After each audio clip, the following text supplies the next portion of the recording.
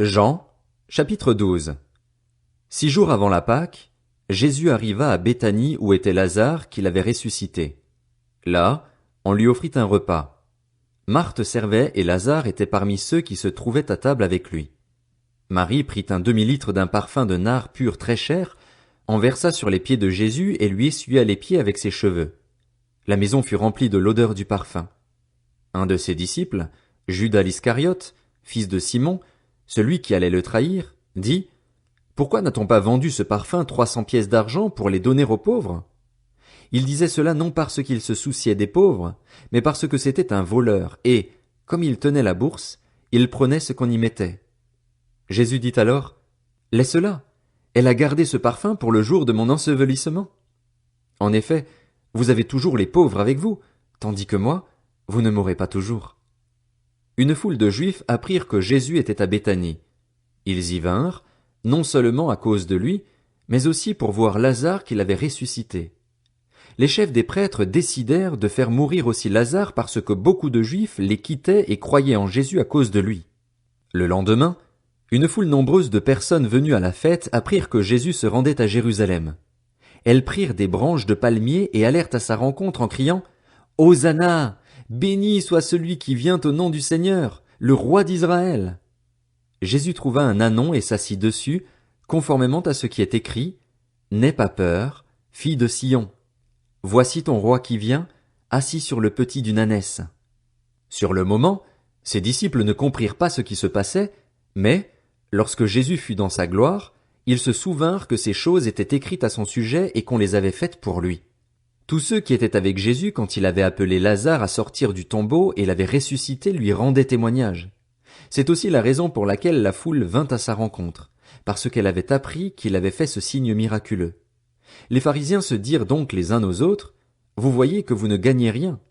Voici que tout le monde se met à le suivre. Il y avait des non-juifs parmi ceux qui étaient montés pour adorer pendant la fête. Ils s'adressèrent à Philippe, qui était de Bethsaïda en Galilée, et lui demandèrent: Seigneur, nous voudrions voir Jésus. Philippe alla le dire à André, puis André et Philippe le dirent à Jésus. Jésus leur répondit: L'heure où le Fils de l'homme va être élevé dans sa gloire est venue.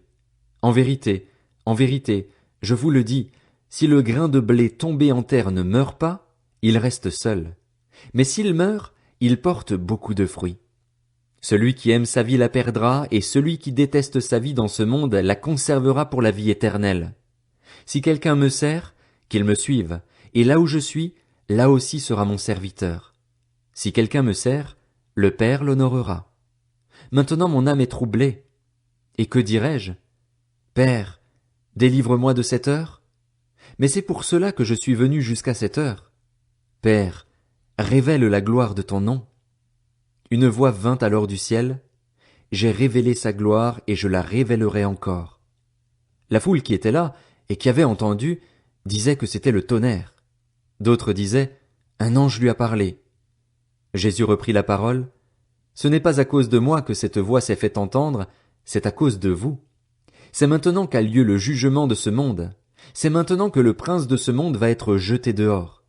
Et moi, quand j'aurai été élevé de la terre, j'attirerai tous les hommes à moi. Par ces paroles, il indiquait de quelle mort il allait mourir. La foule lui répondit: Nous avons appris par la loi que le Messie vivra éternellement. Comment donc peux-tu dire: Il faut que le Fils de l'homme soit élevé? Qui est ce Fils de l'homme? Jésus leur dit: La lumière est encore pour un peu de temps parmi vous. Marchez pendant que vous avez la lumière afin que les ténèbres ne vous surprennent pas, car celui qui marche dans les ténèbres ne sait pas où il va. Pendant que vous avez la lumière, croyez en elle afin de devenir des enfants de lumière. Après avoir dit cela, Jésus s'en alla et se cacha loin d'eux. Malgré tous les signes miraculeux qu'il avait faits devant eux, ils ne croyaient pas en lui. Ainsi s'accomplit la parole annoncée par le prophète Ésaïe: Seigneur, qui a cru à notre prédication? Et à qui le bras du Seigneur a-t-il été révélé? Ésaïe a dit encore pourquoi ils ne pouvaient pas croire.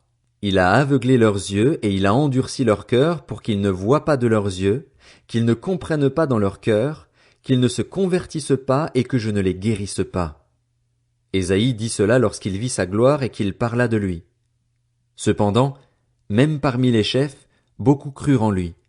Mais, À cause des pharisiens, il ne le déclarait pas, de crainte d'être exclu de la synagogue. En effet, ils aimèrent la gloire des hommes plus que la gloire de Dieu. Quant à Jésus, il s'écria, « Celui qui croit en moi ne croit pas seulement en moi, mais en celui qui m'a envoyé, et celui qui me voit, voit celui qui m'a envoyé. Moi, la lumière, je suis venu dans le monde afin que quiconque croit en moi ne reste pas dans les ténèbres. Si quelqu'un entend mes paroles mais n'y croit pas, ce n'est pas moi qui le juge, car je suis venu non pour juger le monde, mais pour le sauver. Celui qui me rejette et qui n'accepte pas mes paroles à son juge, la parole que j'ai annoncée, c'est elle qui le jugera, le dernier jour. En effet, je n'ai pas parlé de ma propre initiative, mais le Père, qui m'a envoyé, m'a prescrit lui-même ce que je dois dire et annoncer, et je sais que son commandement est la vie éternelle. C'est pourquoi ce que j'annonce, je l'annonce comme le Père me l'a dit.